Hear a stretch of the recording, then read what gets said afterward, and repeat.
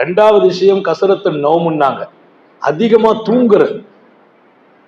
யார்? அல்லாமா இப்னுல் கய்யிம் சொல்றார், அதிகமா தூங்குறது.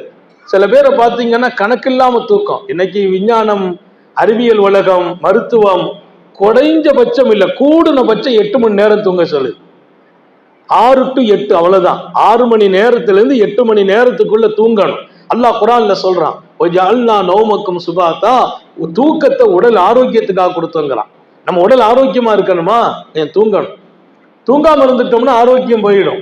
ஒரு நாள் தூங்கல, மறுநாள் நம்ம ரெகுலர் வேலையை கூட செய்ய முடியாது. அதனால இரவுல தூக்கம் இல்லாம தவிக்கிறவங்க அதை பாதுகாக்கணும். அதுக்காக நிறைய துஆக்கள் இருக்குது. இன்ஷா அல்லாஹ் வாய்ப்பு வரும்போது நான் சொல்வேன். அதையெல்லாம் நம்ம எடுத்து தூங்கணும். ஆனால் அதிகம் தூங்கக்கூடாது. சில பேர் ராத்திரி படுத்தாங்கன்னா காலையில 12 வரைக்கும் தூங்குறாங்க, பகல் பூரா தூக்கத்திலே கழிக்கிறாங்க.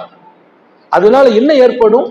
உடல்ல நோய் ஏற்படும், ரத்த ஓட்டம் குறைஞ்சிரும், அங்கங்க பிளட் ஜாம் ஆயிரும். அந்தந்த நேரத்தில் அந்தந்த இயக்கம் இருக்கான்.